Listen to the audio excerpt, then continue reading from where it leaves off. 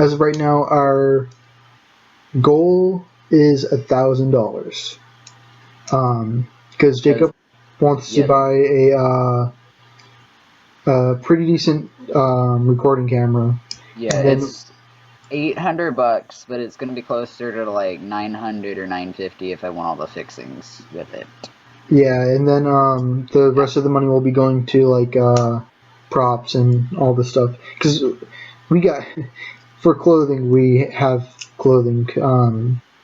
But like for example, we'll need like we're broke and poor. Yeah, we'll need money for like fucking cornstarch or food dye.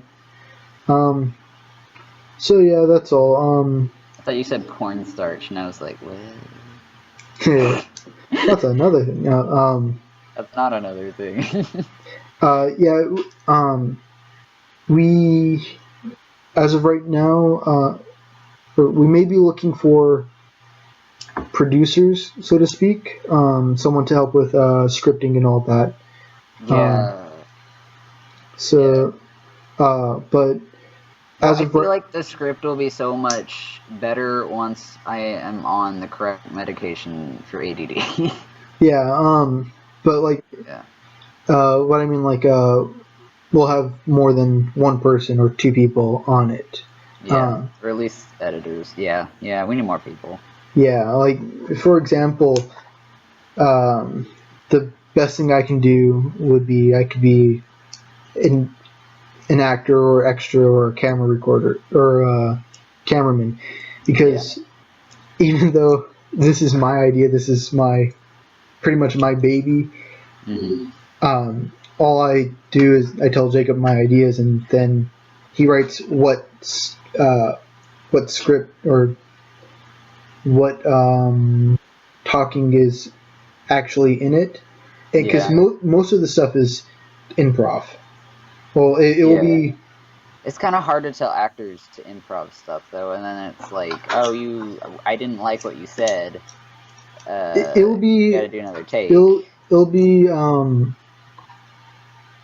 I feel like we should talk with someone who's a little more qualified. Yeah, it will be like enforced improv, like, or not. It will be. Fuck it. Yeah, we'll talk to someone more qualified, but mainly, most of my short videos can be done with me being the main dude, and I just do what the plan is. I tell someone what their role is, and basically they walk, and then I do the thing. It gets recorded. Hopefully people laugh. If not, it's a good 30 seconds. But yeah. Yeah. That's all I have. Yeah. But I want to do it like super professionally though. Like I want to have like a table read and everything. Yeah. It's like, I don't know. It's gonna be really hard, but we'll do it. It's gonna be awesome. Is that it? Yeah. There's a couple more things, but I can talk to you after the video's done. Another thing I wanted to talk about was I recently started playing Elder Scrolls Online, like today, and it's a pretty cool game, but it's like the way the guards work is really frustrating, because like I like being a sneak thief. That's what I'm trying to do right now, but like if you get caught, of course you're gonna have to like pay your bounty, but like I'm so used to it, like in Skyrim, where like if you get caught stealing, you can go hide for like a little bit, and then the guards will be off your ass.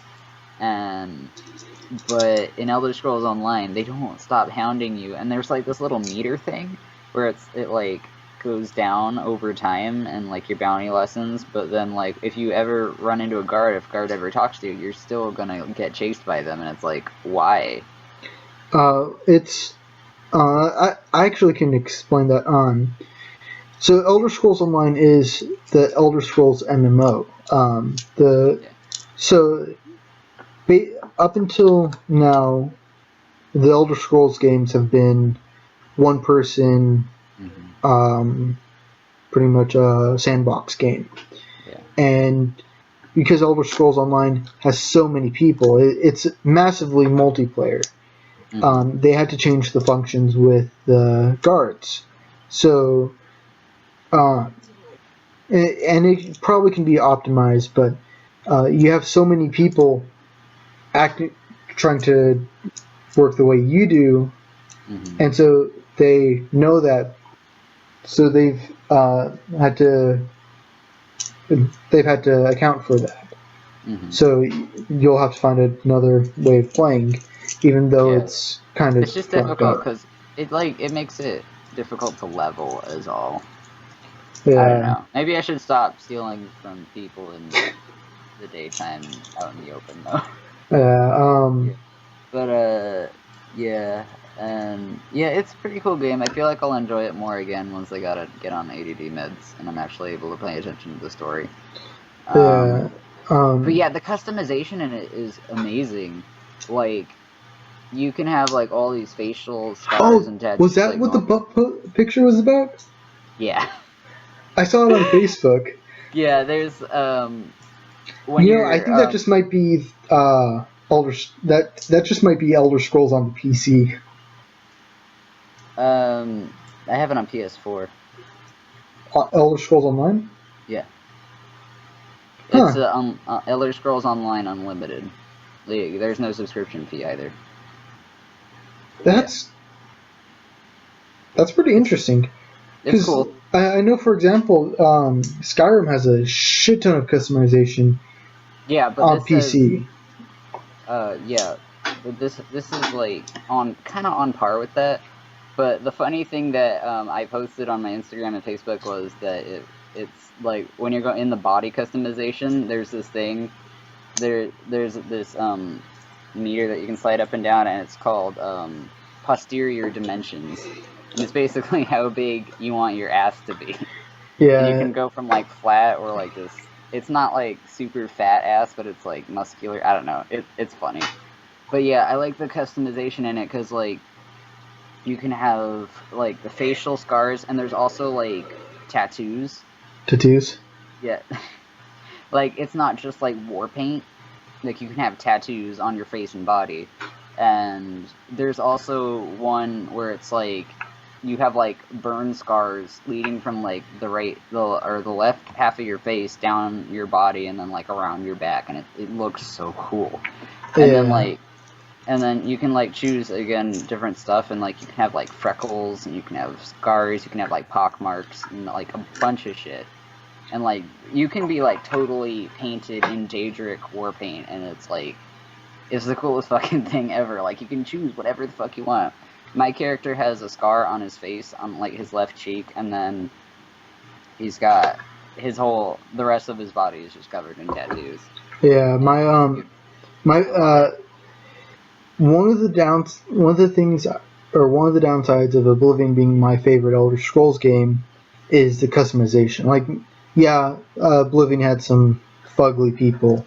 Potato people. Dude, you should see the Morrowind people. I have. But yeah. It's like angular potato people. So in any Elder Scrolls game, I always play the Dark Elf. Mainly because I play a female character, because I'm not going to look at a dude for 300 hours in a game. It's not appealing to me. Like, sometimes I'll play the dude, but that's only if I play. That's only in Fallout, because then I always wear power armor. And also, if I'm playing Fallout on my PC, then the armor doesn't change. Or if I'm playing Fallout on my laptop, then I can put in mods to have the power armor actually be different for each gender. And that's one of the issues I have with Oblivion, is it's not very customizable. Like, you can customize the face, but unless if you have mods, you can't customize anything else. On my old laptop, I had a mod that let you choose from any of the races in Oblivion, and so I had a dark elf, and I had the fuck, I forgot their names. The gold people, the gold warrior chicks. I had their eyes. Isles? Yeah, from Shivering Isles. Yeah, Isles. No, not high elves. Oh. They're a species from Shivering Isles. I forgot their names. Yeah, and I hate that I forget that. it's so cool walking around with like bright gold eyes. But yeah, this is stupid, but I dislike Skyrim because it looks too real. We've had this argument before. I don't understand Yeah. it. Okay, so Oblivion or the Elder Scrolls games are fantasy games. And because they're fantasy games, you expect the fantasy aspect. And yes, Skyrim has fire, thunder, dragons, and all that. And something that someone said, they don't drink water in Skyrim. Everyone there can just be drunk. And so, yeah, then there's talking dogs, gods, and all that. And so it has its fantasy elements, but it doesn't feel like a fantasy game. It also doesn't have nearly as many fantastical creatures as like ESO and Oblivion do. Yeah, and that bugs me. It's like all wolves and bears and shit. Like, for example, Elder Scrolls looks like a game. It looks like one of those hunting games. Like, you'd be walking around in hunting armor and carrying a rifle. And yeah, there are... and yeah, you may refute my argument with the fact that there are some places that are mystical, looking like fucking dwarven ruins and all that, and that Blackreach or the underground thing? Blackreach, yeah. I love Blackreach so much. So you can refute my argument with all that, and my response to that is go suck a duck.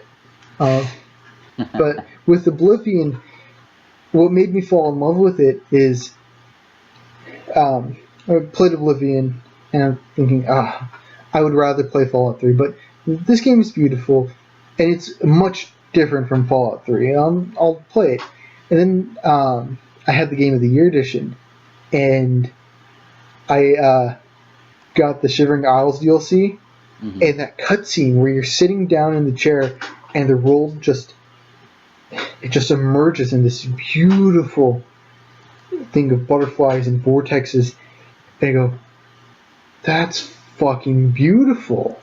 And the colors are amazing too. You walk into the Shivering Isles, and it's so pretty.